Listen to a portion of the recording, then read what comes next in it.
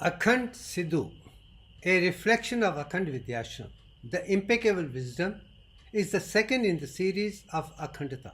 This is a new Mahagaranth which I want to start with AKHAND Purush, the perfect human being in tune with universal consciousness, and the second one in the line is AKHAND Vidya, the integrated education which can give you complete information from beginning to the end of the entire universe core to be in tune with universal consciousness. As a result, you can understand spirituality as well as pure mathematically conclusive science as such.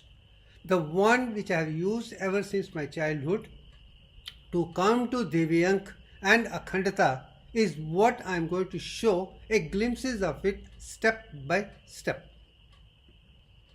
The first, as I told you, I am very particular. This particular wisdom which I am talking about comes from Akhand Bharat as such. But Akhand Bharat is area which is beautifully designed. Let's say the east one is in Mount Kailash or Himalayas, which correct it from the eastern side, and this is where sun rises in the beginning stage. And the place which I talk about is Mount Kailash, where Lord Shiva lives. And divine consciousness falls into Mansarovar from all the Himalayas as a universal consciousness, and that is the beginning on the right side that I associate with Brahmani Gayatri, the rising of sun, and praying to Gayatri with Gayatri mantra morning 6 a.m. is what Brahman Gayatri is all about. Then Mount Kailash and then Sindhu river rises from Mansarovar, moves towards Uttravani or the north side, which is invariably not very possible because normally it flows down, but it goes up and creates a boundary at the northern end of this, where in Ladakh you have Sindhu river crossing over to the western side, and that is the northern part which I would call at the peak of Akhand Bharat. And at 12 noon you got to pray Gayatri mantra with Vaishnavi facing north. That is the northern body, the second part. And after that Sindhu moves to the western side and gets converted into Sapt Sindhus. This again is a beautiful knowledge that every concept which starts with 1 becomes 7. Even Sindhu, which starts from Mansarovar, goes to the north and comes to the west before getting into the Arabian Sea, it converts into 7. That is mathematical design of this particular Punya Bhumi, worshipable land of Bharat, which I call Sindhu is worshipable aspect of India, industrial civilization, or Akhand Bharat by and large. That's why I have great respect for word Sindhu. Now, having done that, and 6 p.m. we got to pray Gayatri mantra looking at west at 6 p.m. and that is called Rudrani. Brahmani is ultraviolet and Rudrani is infrared, and both the things are very concept for creating more and more of oxygen as such. That's one. And banyan tree is like, and India you can definitely see as a Purusha. Head is Jammu and Kashmir and Ladakh, and I'm very clear Ladakh, that is the end, and from there we come down. I would not like to call of Jammu and Kashmir as a Sartaj. I would say Ladakh is Sartaj, and then go to that is 3 parts we are seeing. Now come to the 4th part is southern part, which I call there is no sun. You have sun during the daytime, Brahmani, Vaishnavi, Rudrani during daytime. Night you don't pray Gayatri as such, but the essence of Gayatri will be always in your mind as a japa. It moves on in your mind, unconscious, at spiritual level as such. And that is associated with Sindhu Mahasagar, which is end of India, at Kanyakumari, where Mata Vaishno Devi had taken birth also after being leaving the body of Durga earlier. And that is the demarcation of the southern end, and that is Sindhu Mahasagar. Left side you have Arabian Sea, and right side you have Bay of Bengal, and Mahasakti 3 are the one which surround it from down, and Himalayas on the right side and Sindhu on the other side as the land from which this particular wisdom of AKHAND Sindhu arises from. And that is exactly, this is a new series confining itself what was written in Vedas, Upanishads, other scriptures of AKHAND Bharat, and how I have been able to explore, enumerate and explain those concepts and bring it to Divyank and Akhandata. Only this land has given me, no other land has given me the divine design of nature. So this land deserves all the accolades. This was Vishwaguru to start with 10,000 years back, even earlier than that. This has been Guru today. This will be Guru even tomorrow, because people by and large who are born and brought up here are super consciously Brahmins by nature and in tune with universal consciousness. And when I say Brahmins, the one who are in tune with Nirankar Nirgun Brahman, which can be equated with Xenon. Then also Sakar Sargun Brahman, which can be with the Krypton, or Adi Prashakti, which is associated with argon, or Gayatri with neon, or Aditi with helium. That the five inert matters and Atma from which the universal consciousness, that realization has been there in this land from the very, very beginning. That's the reason the person AKHAND Purusha, when I talked about it, is the one which represents my life. I have been tuned with universal consciousness ever since my childhood, maybe 22 janmas before that. Now a sense of that I am able to present for the first time in history of mankind, the divine design which is Divyank Akhandata, never done in the history of mankind, and this knowledge has come from this, and here this is perceived to go to the next stage. But complete from Ladakh right up to Kanyakumari is the land which I call is Pujniya, and that is Sindhu. Yes. Let's move on to the next stage. Put together all the four things I call AKHAND Sindhu. The core divine design of nature originates from here, is given by this land of Vishwaguru, and this is the one which can bring perfection. And I am very, very clear, the knowledge of mathematics which world is following today is a man-made knowledge, defective, and no wonder even Nobel laureates, their work is countered by the subsequent Nobel laureates to prove that they were defective. But divine mathematics, nobody will be able to find fault, because this is absolute designed by nature, and that is the knowledge which was there in Vedas, Upanishads and other scriptures. And only I can say 22 by 21 was there in Upanishads. 10 stages of development, 10 avatar of Vishnu were known, Brahma and Vishnu were known, Shiv's Panchabhutas were known, the mathematical design of those Panchabhutas was not known. That I have discovered in 2014 and 15, given to the world. Now we have a complete picture. In that picture we are going to see how I have understood this, giving just core of the educational system. I am not talking of the entire AKHAND Vidya, just giving you few concepts, how a good student should be, how good teacher should be, what kind of research we should do, what kind of writing we should do, what can take us to Divyank and Akhandata one by one. It's very core.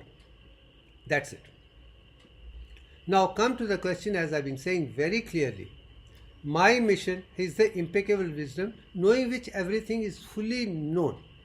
And that is the issue of AKHAND Vidyashram itself.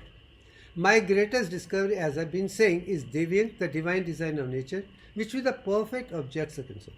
Now I'm bringing together this particular knowledge of 6 years integrated education from my school days to the college, university research to today has given me enlightenment, has also given me empowerment to show the world without any difficulty. There are difficulties, is not on consciously by me. Oversight, certain things do happen, but we will rectify if it is found to be defective. Anyone brings it to know, we will rectify as such. But my concept has been this is the third series of AKHAND Sindhu. AKHAND Purusha is one, AKHAND Vidya second one, is going to be as perfect as possible, which can be the knowledge for syllabus for the next of the world, throughout the world, for a uniform syllabus. Now, as I've been saying very clearly, unless until we human beings are the perfect human beings, perfect physical health, freedom from all the physical sicknesses, perfect emotional stability, abundance of prosperity, roti, kapda, makan, everything is well taken care of. We don't have to ask for money from anybody. And we should not be corrupt in any form. We should earn through education, education and education only. And there should be right education knowledge for everyone, irrespective whosoever it is.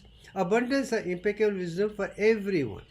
And genuine respect for all the religions, all the societies, all the nations, all the colors, all the creeds and everything is required because we are all human beings. Color, nature, religion does not make a difference. We all have potential to be in tune with universal consciousness, provided we are clear in approach to the universal consciousness with perfect food, lifestyle. And I would say human beings are designed to be pure vegetarian. No smoking, no drinking, no alcohol, nothing which is unnatural should be a part of anyone. And that is my point. And that's what I do. We should have all social truth together. We should believe in spiritual evolution, enlightenment for everyone. And we should have eternal blissful state for everyone in the world. That is the prime objective of every human being. I am not talking of me. I am trying to manifest, and I think I have done pretty good. That's one. But come to the next stage, the reason of our failure is we cannot even have a disease-free life. Why? That's a question which I always ask. And I have come to realize as a medical doctor, as a spiritual scientist, as a person, the reason which comes to my mind, which stands up on top, is our ignorance. We have not given the right kind of knowledge from a school, college to the university. Whatever is taught to us from school, college, university, and what are the article, books and everything, whatever is written is sectarian, dividing in nature. That's no wonder the whole world is divided, because we are ignorant about impeccable wisdom. At the same time, we are too lazy. Lethargy is the tamas is the cause, and we don't want to do anything. And let me tell you one thing clearly. I have been a voracious reader ever since my childhood. There is hardly a book which I have not read. And I know the essence, but I have filtered out the perfect knowledge and given. So lack of knowledge which is caused, I have learned how to understand complete right knowledge. Definition knowledge of subject and object is a big problem for the world, because different information for given, even in all the mediums in the world, is so defective.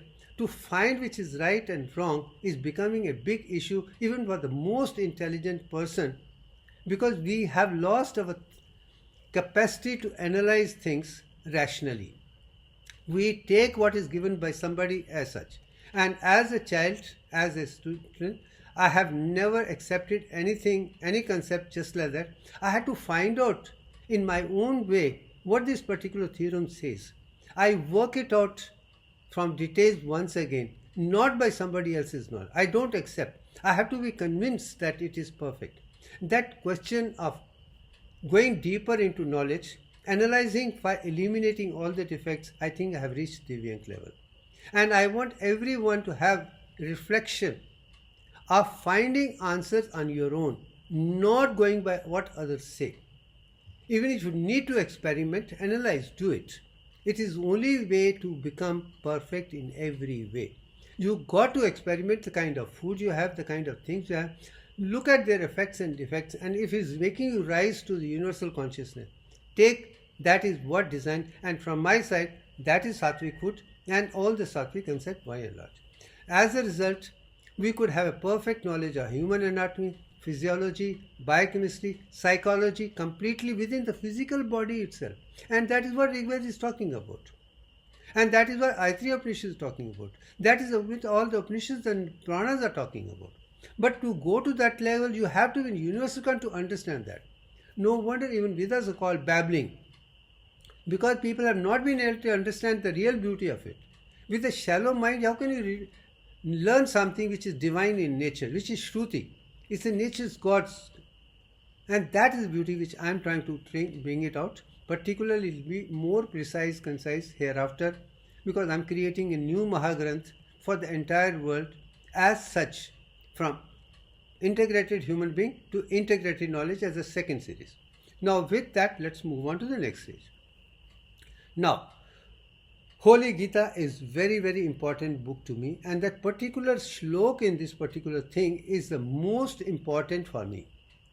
Karmanya vadista ma phaleshu kadachan. That means do your karma to the best of your ability without worrying about fruits of the reward. And I can tell you, I do my karma for the love of karma. I am a karma yogi.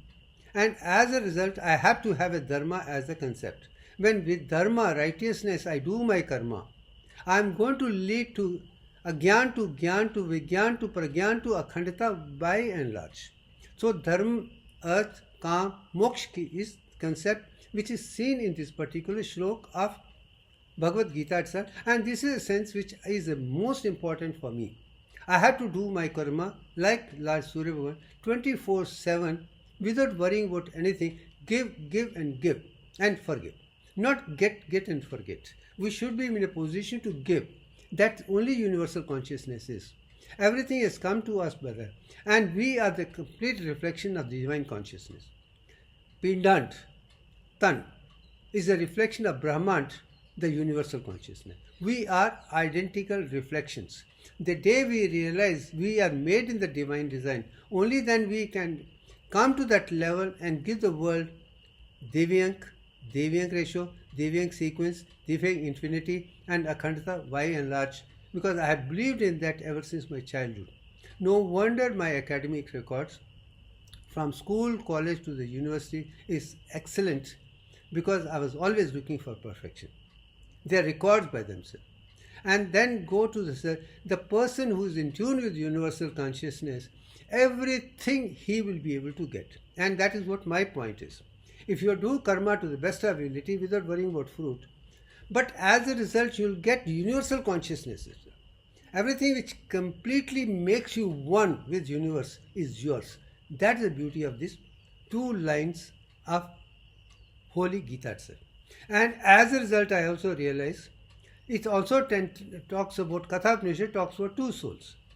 If human body of 100 trillion cell is Jivatma, with Arjun it is Antaratma as the one who is a perfect one, and with Paramat as the third one, you come to Nirankar Nirgun Brahman.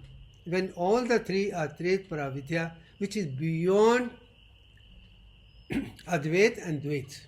And that is what has made me one with myself, one with my Antaratma, and also with the higher souls of Gayatri, Adi Prashakti, Sakar Sargun Brahman, and Nirankar Narugar, which I am going to explain again when I start exploring the universal consciousness before the creation in the next third stage. And then what was that, what is written in Vedas, Upanishads and other things, what I see in the science of modern science is going to be a totally different reflection altogether.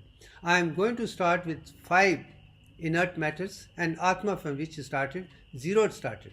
Just wait and see. Now come to the question of the first thing I have been saying very clearly.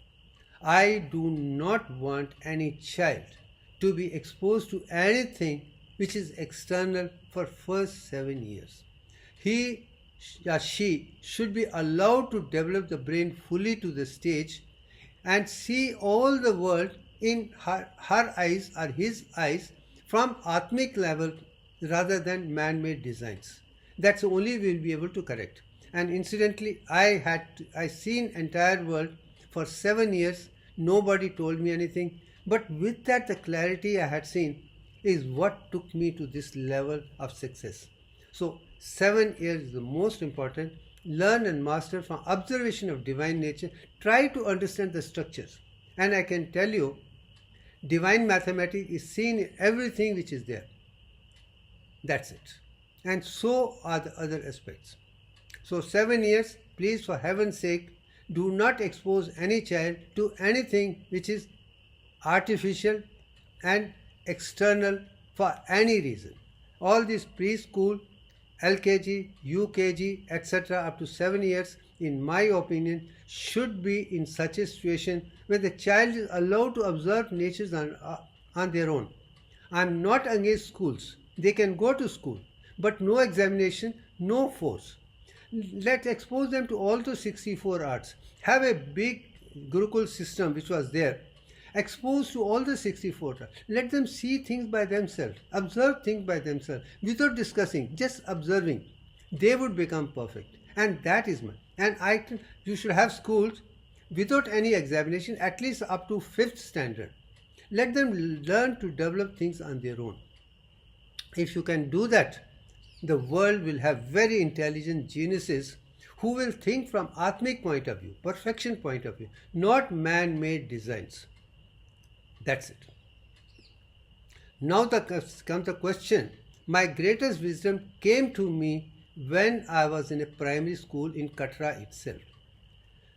I did not go to school for 7 years. Agreed. Very moment I went to school, I was admitted there, and I found one writing which stood out very clearly because I could read that, understand that, and that is the beginning of my education, day one.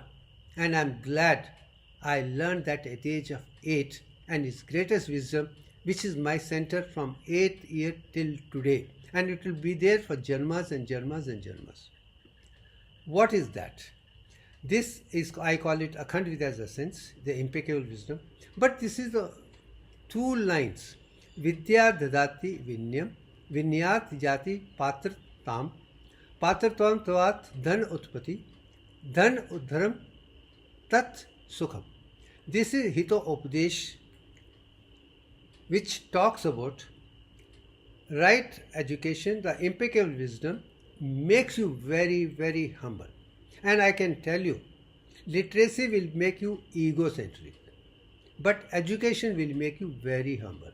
When a person is very, very humble from the core, he will be able to stand one with everyone in the world. He realizes that people are not up to that level, basically because they have not been given the education.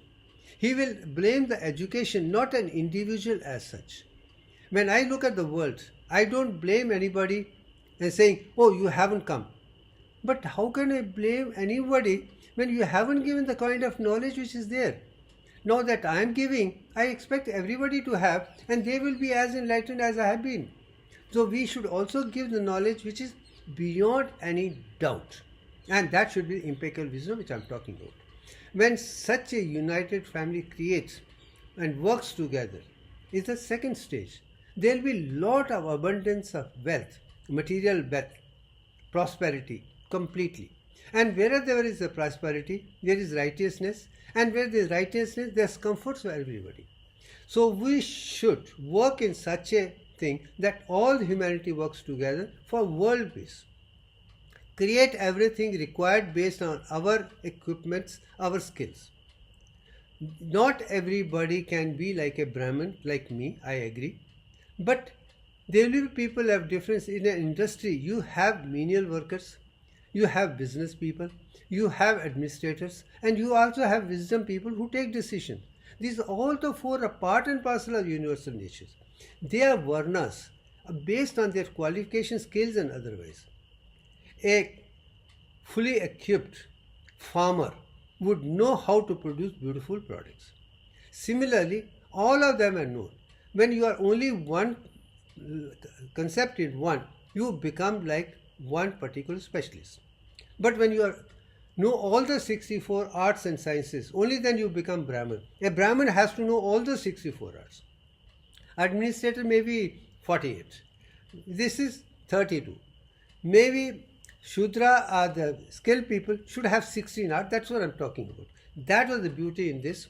With that I have learned how I have made my life very successful academically, professionally, industrially, and spiritually and otherwise. I am one with everybody. We just love each other. That's it. Now, next stage, the part I would write in English, the selfless action lead to impeccable wisdom. As I told you, Gita also talks about it. You should do your karma to the best of ability. But here action should be selfless, not looking for wisdom. As I am doing it for the love, so create a impeccable wisdom for the entire world, so the world is good. That is the first part. And humble intentions are greatest mechanisms is found in this particular concept also. And impeccable wisdom of all the 64 arts and sciences is required. And that is a quiet research. So you can understand, I'm not talking of one art, I'm talking about all the 64 art, everything inclusive. You can have the knowledge of all the things. And how I have developed that knowledge of 64 art, you're going to see as I proceed how I will unfold it. So Gita's essence, karmane vadikare ma fleshu kadachinit, is one part. And Hitopadesh, vidya dadati vinya vinyatyati patratam, patratam ch dhan utpati, dhan dharam tat sukham, is perfect two foundation pillars for myself. Based on that, I find Sindhu Rashtra, Akhand Bharat, has Mantra Vidya, Yantra Vidya, Tantra Vidya as a three sim. I have brought in the fourth complement of Ganit Vidya into the concept so that we have a complete Akhand Vidya which brings all the four into concepts. You have Mantra Vidya, you have Yantra Vidya, you have Tan Vidya, and you have Ganit Vidya. And that is what I am talking about from my experience. And I can see at 73 plus, all my biophysical parameters are as good as when I was 21, maybe 1,000 times better than what I have myself been. Because I was passing through the stage, which I would say, not to the perfection. But now having improved knowledge, I have tried to rectify my system of eating and otherwise, and I see the transformation in reverse of aging itself. And that's it. Now comes the question of my academic approach. Now I'm talking about how I have approached education by and large. And this has been my consistent approach from my school, college, university, PhD research, even as a teacher, as an author and otherwise. I'm only talking about what I do. It is not based on others because this is what I have found. If I have to learn, I have to do this thing. So now let me give you my academic approach. Every lecture which I come across and I have a time at a school, college or university, I have attended. That's first part which is very important. Read every book, listen to everybody and then go ahead with it. But one thing which I'm making it very clear from my experience, I never went to any lecture with anything in my mind. I empty my mind and go to listen to what person is going to talk about it. I go to every lecture with an empty mind. I am not there to criticize. I just want to enjoy the knowledge, what says, and see how it affects my physical body. What kind of Satchit Anand it gives it to me. For me, experience of Satchitanand within my body means that knowledge is perfect. If it is making me unhappy, that means this is defective. For me, that was the easiest signal from my childhood itself. Maybe because of 7 years, I am in tune with universal consciousness. Universal consciousness is able to give me whether it is right or wrong. So I can say, my Guru is not external world in any form. It is my Antaratma, which can be Aditi, one and large, to start with, has given me the knowledge of physical body. That itself is given me Satchit Anand. That's one part. Then I carefully listen to every details of the subject and object the speaker is talking about, the lecturer is talking about. That's one part. I do not raise even single question to the speaker at any given moment of time, if it's 20 minutes, half an hour, 45 minutes, 3 hours. I listen to the person very carefully. And that's the first quality which I have. Whosoever is speaking, good, bad and ugly, doesn't matter. Let me see what exactly, when is going to talk about what concept, you do not know. He might use different words at different stages, but at the end you should have the clear picture what exactly he carried. And if that is going to give you a blissfulness, Satchit Anand within your body, that concept you should pick it up, then analyze further. And I do not want to disturb the thoughts of any speaker by and large. And I find people go And very moment he starts speaking, you start asking questions before he even explained it. Why are you disturbing his mind? He has come with the preparation of the given lecture. Let him speak his mind completely. First listen to that. Why do you want to disturb it? But people want to disturb to show, oh, we are very knowledgeable. But I find this egocentric consciousness. If you are enlightened, you will be very humble. You will respect the speaker. You will record the speaker. You will never disturb. You should not stop anybody speaking their mind completely. And that is what people love me for. And then later, I prefer to talk to the person in person to discuss my viewpoint, have a discussion from him, which is good for me as well as speaker by and large. No wonder all the speakers love me. I talk to them in discussion, we detail, and he also benefits, I also benefit in the process. That's it. Every question, I tell you, every question which is created during the discussion is a hindrance to the speaker. He's come with a mind to talk in 45 minutes. He is giving all the PowerPoint presentation for 45 minutes. If you want to go and ask him, he will ask, then he will go out of that. That is, you are not doing justice to yourself as well as the speaker by and large. So that has been my academic approach. No wonder I have learned from everybody, even while traveling in train, bus or plane. Whosoever is the intelligent person, within that I would sit with that person, ask him very intelligent question, and all the 40 years of the knowledge I would have recovered from within 1 hour, 2 hours or 3 hours itself. That should be the approach for every person. Approach the right person and learn from his experience and ask the appropriate question, get things. And that's how I have come to. I have learned from books, I have learned from individuals, I have learned from concepts, I have learned from universal consciousness. No wonder I have the capacity to find the difference between wrong and right. Neti, neti, neti, not this, not this, not this. That has been a concept in my life, and that is AKHAND Purusha talking about AKHAND Vidya. Next to the question of academic lectures. When I give a lecture in my class, I make few points which I am going to explain. I take one small topic at a time. And you are going to see hereafter that I am going to take a very small topic. But I talk of established known knowledge to start with. Whatever the world knows about it would be my concept. This is what world is talking about. That will be the first thing in my lectures.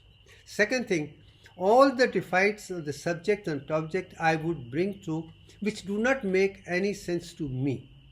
I have no difficulty in criticizing myself itself. Even if I have spoken about something earlier which is defective, I would criticize, well, admit with all things. Even I have come to this stage by making too many mistakes. Without making mistakes, you can't come to perfection at all. That is the third stage which I talk about. Then explain the defect with scientific evidence. I have seen that now this is defect, these are the scientific defects in the light of divine mathematics. When I say scientific mean, it has to be truthful, mathematically conclusive, not a philosophy. That's it. Then raise a new thinking process in the subject. If these are the defects, what could be the process which should be done to make it complete? That's a thinking process. Then you encourage every student to find fault with every fault, what it is. Then create impeccable wisdom as the conclusion. That is how my lectures go. And I'm sure you are already seen in my other videos. Now you're going to see much more specifically my academic approach in giving lecture or discussing subject as a teacher itself. And I do not call myself guru because I'm only a student. I am myself learning more. I have miles and miles to go. This is just a beginning. Then I'm going to talk about the divine student, which is reflection of me, which I see in my student, which I would appreciate that I can help this student do better than others. What is a divine student or superconscious student? Person who listens carefully with concentration. I have hundreds and hundreds of students since my childhood who were close to me, listening to very clearly.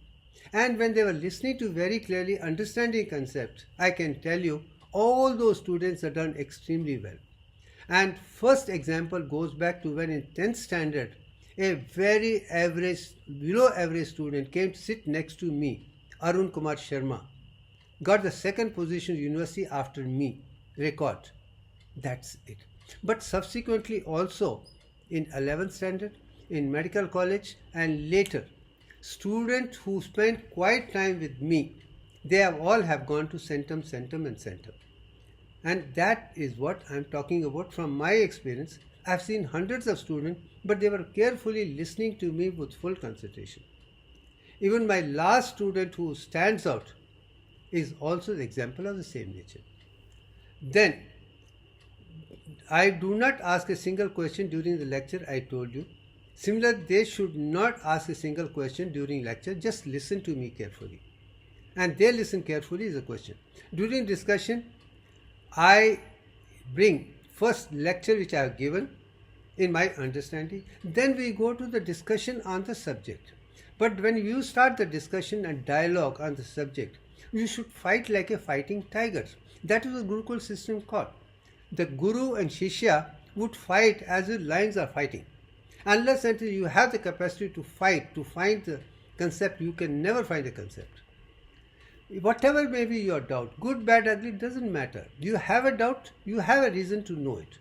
And I do not stop any student to ask me any silly question. Hey, this is a silly question, you should not ask. This is not. No. Every question is important. That's it. Every student has the privilege to raise every question, because unless until all the questions they have in mind, if they are not raised, how do you expect them to have impeccable wisdom? Not at all possible. Your mind should be free from all the doubts. As a matter of fact, I have gone on stage again and again, which are based on the movie I saw in 1962 as a young child.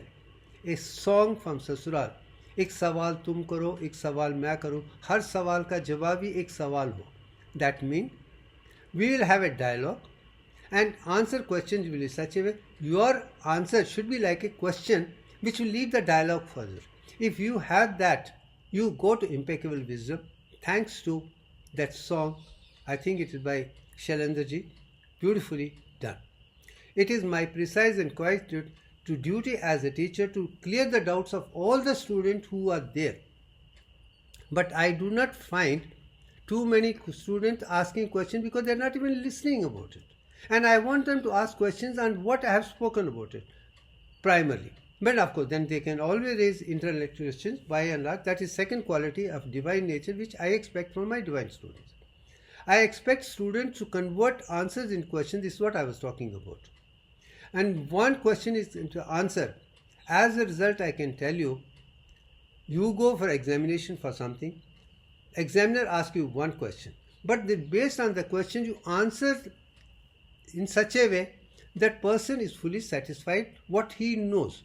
But raise a question in such a way that person is going to ask you the same question thereafter. The dialogue between the examiner and student can go on to 30, 40, 50, 100 questions. And more questions, you raise the question and dialogue, you are going to get centum, centum and centum. That is something which I have been talking about ever since my college days. Because interviews or orals, viva came only in medical college, not in school level. That's it. Now new question will raise the level of discussion, and then you can go to the level, only then you can bring impeccable wisdom to the world. If you do not have the capacity to raise questions, you will never be able to find impeccable wisdom. That's my thing. That is what I talk about, a divine student whom I have appreciated, and they are just reflection of what I have myself been.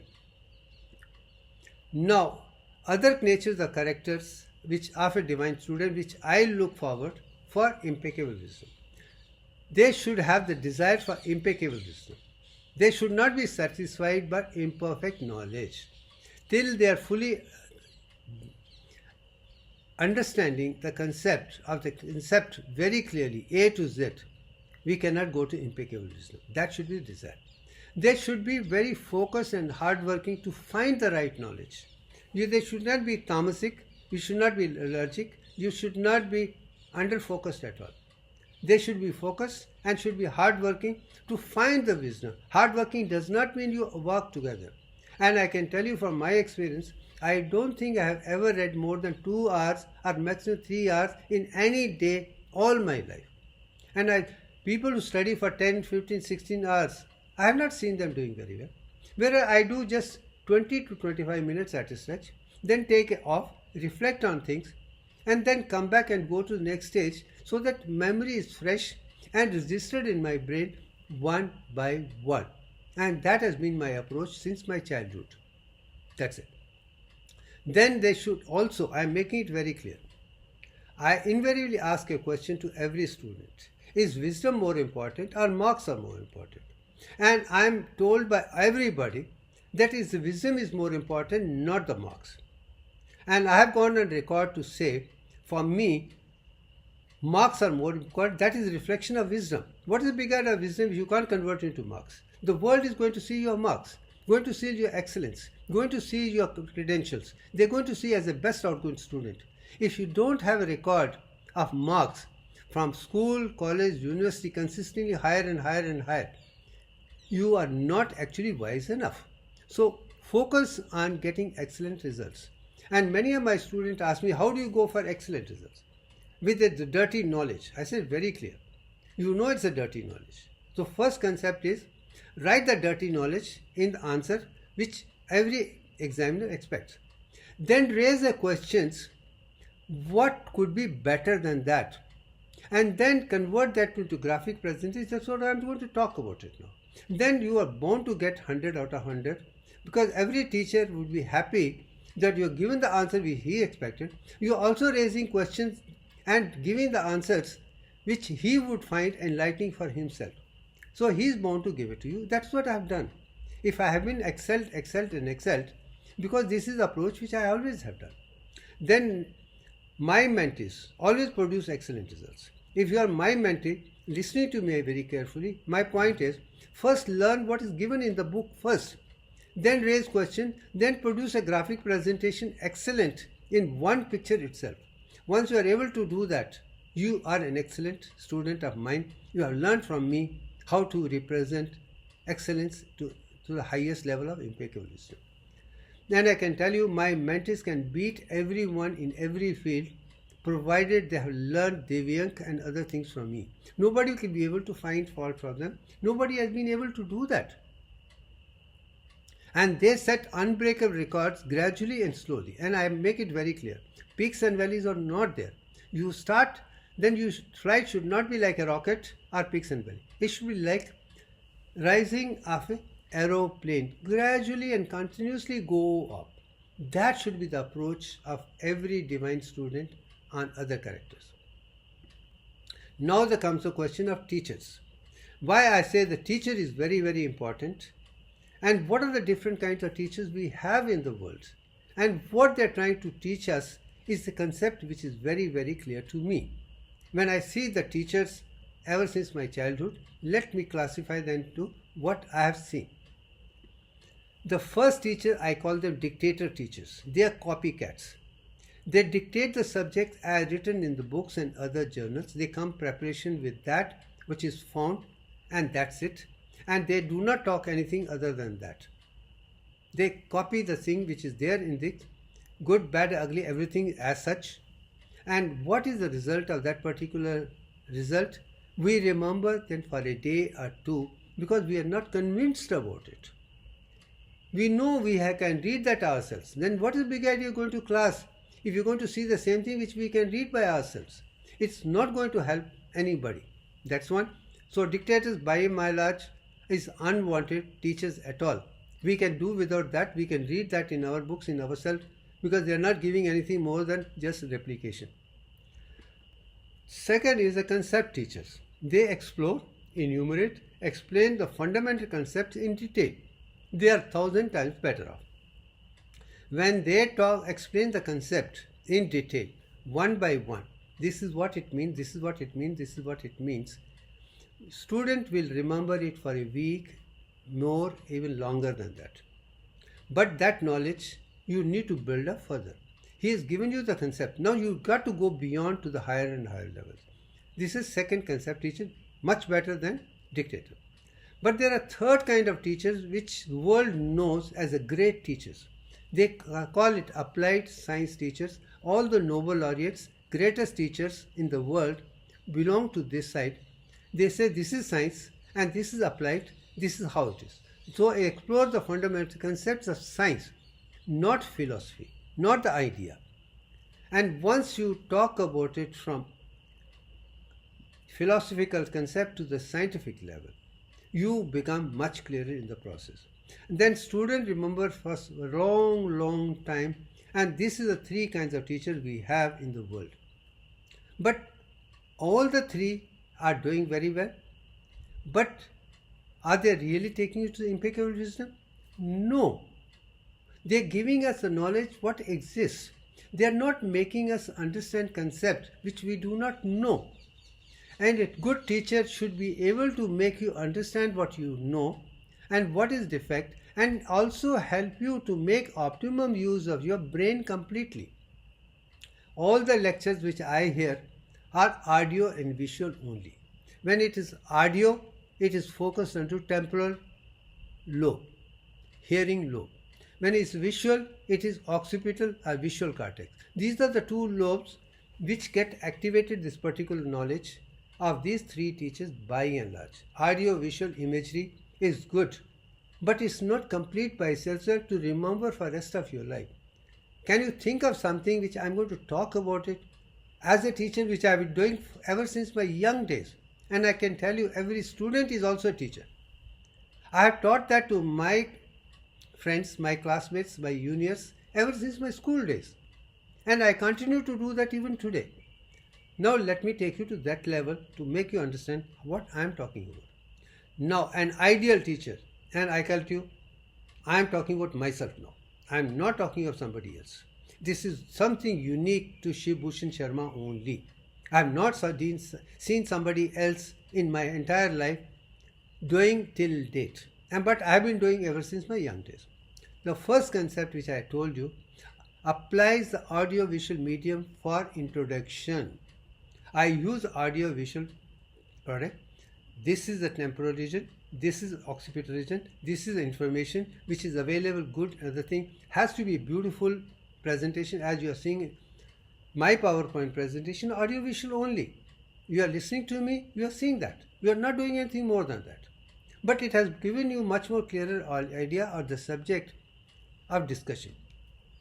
Now, as a result, I told you the knowledge is stored in the visual and hearing area itself is the first start with.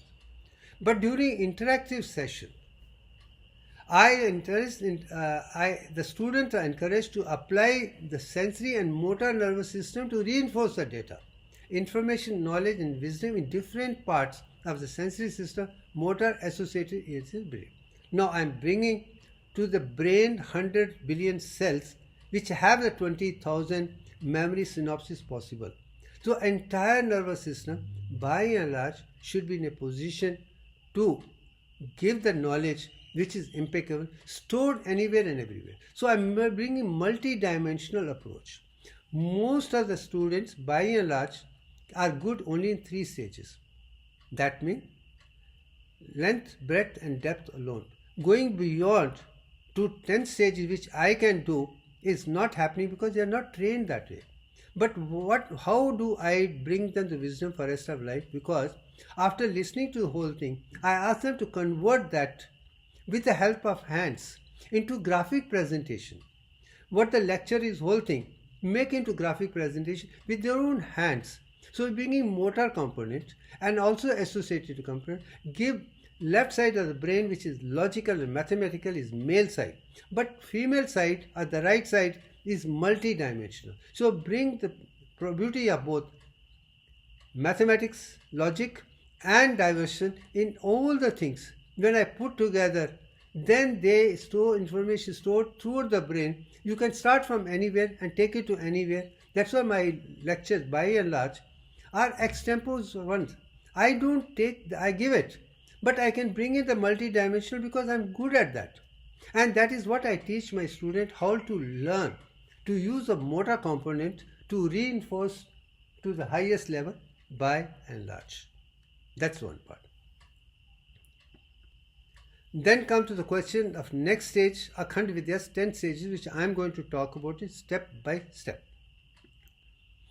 The first stage is read at a stretch to comprehend the central wisdom. And this is what I mean to say that my book I have written, which was 2002, is an Akhand, but it has a sense of universal consciousness by and large. That is something which you learn as you move on from stage 1 to stage 2 to stage 3. So first thing, at a stretch, to get only the central content, theme by and large, is what you are going to read after reading any book on any subject by and large. Second thing is reread, study and understand the concept, because each book has got a concept. Now in the light of the concept of subject, you should try to understand in context each word. So then word would have a different meaning. Why? Because every language has got 3 deficiencies: inadequacy of letters, inaccuracy of words and ambiguity by and large. As a result, you have confusion. So you need to read the concept, then read each word in context. You will have a better knowledge, and that is the second stage which I talk about it. Third stage, no book is complete by herself. You should master from different books, excel by and large. No wonder I had my own personal library of 10,000 books, and all I have studied, and all the other books in audio medium I have studied.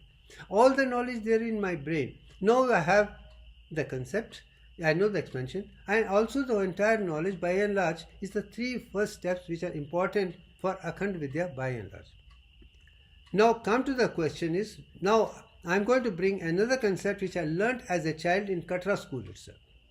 From memory, and speak about knowledge from memory, not from any external aid. Out of memory you should be in a position to talk as I am talking to you.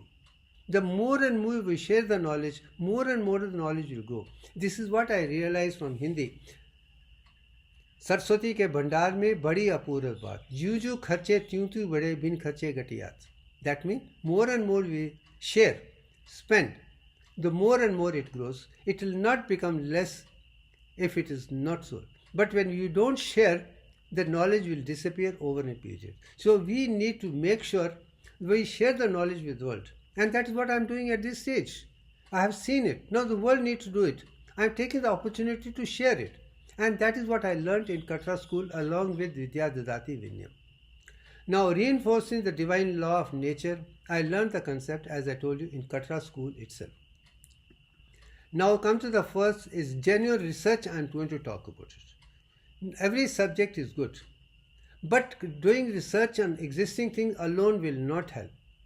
I should have an exposure of something, and what is my experience, I should study that as such, not what others have done. And that was my PhD work. I had an experience of Kundalini Yoga within the body which was very different, and learnt what is associated and took it to the level which is unusual in the world. And we should have the research, original concept, one by one to the world in complete totality. That's it. Then come to the synopsis and abstract. You should be in a position to write the entire beauty of complete life in one page itself. And this particular testimonial was given by my PhD guide, Professor Namachoyam, and what he has written about me for 40 years is worth reading. He put as a synopsis, abstract of the kind which I myself would not have known. But he was my teacher in Madras Medical College. He was my PhD guide in IBMS. He knew me for 40 years. He knew what kind of answers which I have done for 40 years, and beautifully put. And that is what synopsis or abstract should be put together as such. Then comes to the question of thesis, a document or book writing. You should have detailed data, information, knowledge with wisdom put aloft. And although my books are known, but this annual report of 2006 and 2007, which I designed and created in Sri Mata Vaishno University as a chairman and the single one-man editorial, even the symbol I recreated, concept recreated, as a chairman, the work is considered the greatest work on annual report throughout the world. And I can tell you this is master. In Sri Mata Vaishno University's subject, publication, start with this only and still considered the greatest work ever done way back in 2006 and 2007. And I think that is a document which we should work for. Should have impeccable wisdom from beginning to the end, something which world can understand, appreciate beautifully. That's why I put this particular picture. It was done by me single-handedly way back in 2007-2008 itself. Now come to the question of 8th stage. We should convert all the knowledge into mathematical design, because knowledge is good, philosophy is good, it's entertaining otherwise. But conclusion cannot be mathematical without mathematical design. So 8th stage is very clear. We should find the integrating mathematical concept. Why? The mother of sciences is mathematics. Language of divine nature is mathematics. The conclusive mathematics is the real science. And I can tell you, the concept, mathematical design, the entire universe is Divyank, as you can see. I have come to this stage because I was looking for a mathematical answer for each and everything. I know unless it is mathematically conclusive, it cannot be scientific at all. And it should be divine mathematics, not man-made mathematics. But the world is talking about man-made design, so people are finding defects. But I can assure you, Divyank is the divine, and you can never find fault. It will stand all the scrutiny for the next generation of students throughout the world. Now the 9th stage is very clear. We should convert even mathematical design into symbolic representation. I can tell you the world's problem is they know mathematics, but they are not able to convert into a symbol form which is mathematically conclusive. Now I have given Divyank as 22 by 21 to the power of 10.344, equivalent to this. Same thing is made into symbol, you can see it down. Outer orbit is 22 by 21. You have 10 pentagons and 5 tetragons inside. These are representation. You can, once you know this is what I am talking about. And this is what the ancients did in the form of graphic presentation by Indians. Even other civilizations were very good to start with as a graphic presentations. And that's it. And this particular symbol is another representation of mine, which is the entire universe as such. All the things which I learnt from 1995 right up to 2015 when Divyank came is all this in 20 years. But this symbol, I can explain A to Z everything in a graphic presentation in this itself. That's it. Now comes the question of 10th stage, which I call integration as such.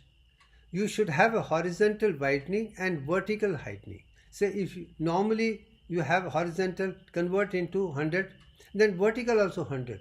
In the process, you will have a perfect integration. Let the impeccable wisdom of as such know as a way of life. As you can see in the picture, numerous pentagonals that you can see. Right at the bottom, you go to the left side is single dot. Then it goes to 5. Then it goes to another 7 are added, so they become 1 plus 4 plus 7 is 12. Then goes to another 10 to 22. Then total becomes 35. This is a sequence which goes on, and this is what you have, horizontal as well vertical, both is going on. And once you are able to do that, I can assure you, you are in tune with universal consciousness perfectly and otherwise. And that will bring universal consciousness to a stage that will not have any difficulty. And that impeccable wisdom should be a way of life. Then you should not need it from somebody else. Very moment you see, you should know the answer for everything. And having done integration of this nature, I am able to see the wisdom of the symbol which was done 5,000 years, 10,000 years, 20,000 years, or maybe earlier than that, and say immediately what the author is trying to do, because this is graphically written there. And I have shown that in many of things, which will be showing as we move to that stage by and large. Next to the question, this particular dialogue which happened in one of the school is about how Divyank can be applied in a knowledge. And I am going to talk about it once again as a part of my teaching in a class. I am a teacher who is speaking about formation of red blood cells. And I take them to the stage that this is totipotent cell, this is pluripotent cell, these are different stages, and how these things can go on to further to do that. Once having completed, we started the interactive intuitive dialogue, and one student got up and asked me, is red blood cell a living cell? It's a beautiful question, And what was the discussion? It is not a living cell because it cannot procreate. Then comes the question is what procreates? Is it because nucleus is not there? I said no. Nucleus is not there for procreation because nucleus is only to maintain things for cell's functions. It has a DNA, RNA, mRNA, etc. It can produce protein building blocks for the thing to survive for a long time. That's the reason you have nucleus in neuron cells which cannot multiply. But is required to make sure that they remain it for rest of the life by such. But then what is that which is required? I said it is centrosome, which is made of two centrioles, which is responsible for procreation. Any cell which is going to procreate should have a centrosome which gets into two. As a result, 21 part becomes 22, and that's how it goes. And then further goes that even red blood cells, starting from totipotent to pluripotent to the mature cell, it goes through 10 stages. And all the things I had talked about it, what is the length, breadth, everything, and when at the end takes 21 days. All the concepts of Divyank are found in red blood cells formation itself. And as a result, I think it was a wonderful lecture for me itself. When you start interacting from every side, that should be the approach of any student. No wonder all my students remember me for my lectures completely throughout. And that's it. Now come to the last. I'm not going to talk much about it. I think we have taken almost 1 hour. I think it's more than enough for me to say it was lovely sharing me as a student, me as a teacher, me as a research scholar, me as an author, me as the one who's laying foundation for wisdom for the world once again as a new syllabus for the entire world without making any mistake whatsoever. And I'm sure anybody and everybody should listen to this, understand it, and build on the knowledge thereof. So thank you very much.